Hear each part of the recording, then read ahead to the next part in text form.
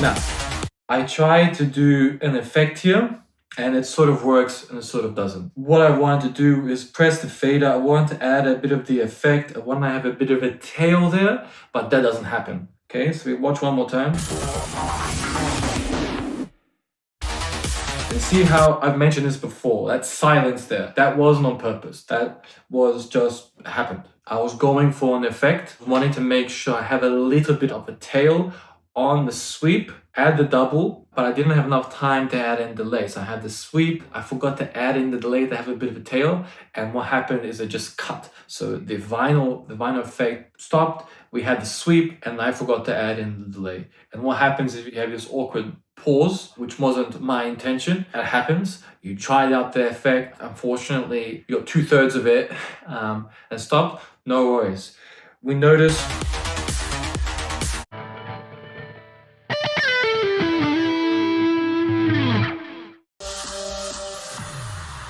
Okay. So now we'll mention we're playing the song when that sort of beat hits. So da da da now. All we're doing there is making sure we're lining it up where we want it to be. Notice how it's coming in. We're adding the effects. My left hand is gently pushing the fader up. My right hand is adding in effects. So we just blur the transition so it's not as noticeable of the track coming in. And here's how things are very quiet all of a sudden. This is your sort of danger zone. You want to be very careful here. Yeah, you just want to be mindful of this section right now. It's a very sensitive area. You want to make sure that the key thing you want to be mindful of here is that things are matching up. If one's off, it just throws everything off, and you don't want to have like you don't want to have like a bouncing effect happening. You don't want it to be off the grid for something like. Sometimes you can manipulate it so it sort of has a bit of a call and response, but for something like this, you want to really be smack on because it's a very sensitive area.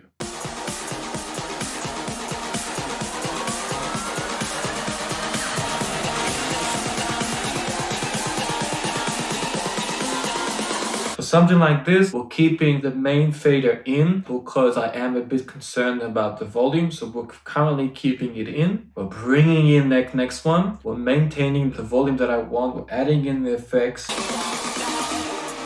Turn Take It On. Both are playing right now. Turn Take It On comes in. The vocal line, that gives me my point where I need to cut things out. Okay? So building, have both coming in, both faders in. Turn Take It On. We musically cut back the effect, turn Take It On, the vocal line comes in, and we cut the first fader, we cut that original one, build's finished, and the next song's in.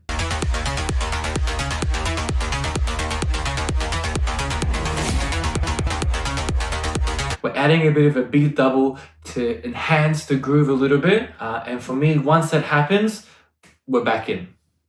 We're back in the sort of safe sort of zone.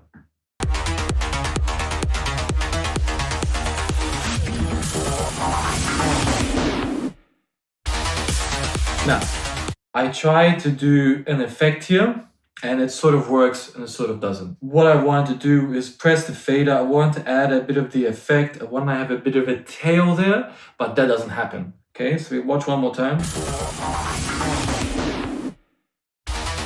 And see how I've mentioned this before, that silence there, that wasn't on purpose. That was just happened. I was going for an effect, wanting to make sure I have a little bit of a tail on the sweep, add the double, but I didn't have enough time to add in delay. So I had the sweep, I forgot to add in the delay to have a bit of a tail, and what happened is it just cut. So the vinyl effect stopped, we had the sweep, and I forgot to add in the delay. And what happens is you have this awkward pause, which wasn't my intention. It happens. You tried out the effect. Unfortunately, you got 2/3 of it and stopped. No worries.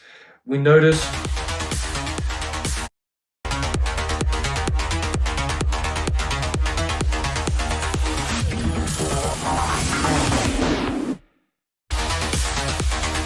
And we just keep going.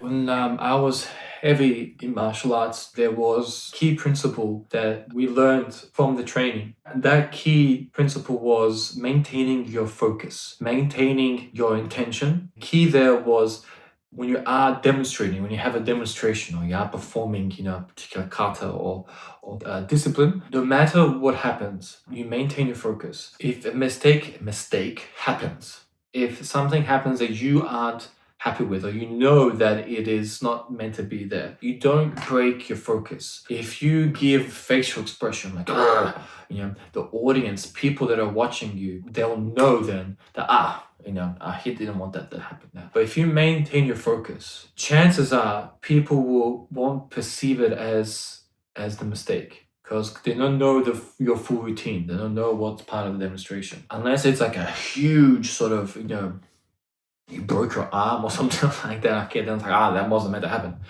Chances are you can just continue on and no one will really notice that sort of, quote unquote, error or mistake. When we apply that into, being a professional, you are presenting from a professional standpoint. This is where we're getting into a clear distinction between the audience and the person that's entertaining the audience. It's key to not be scared of making mistakes. The key is to try things out, to always be willing to step out of your comfort zone. If things happen, no worries. You maintain your focus and continue. If you don't show a facial expression, then no one really can tell if that was supposed to be there or not.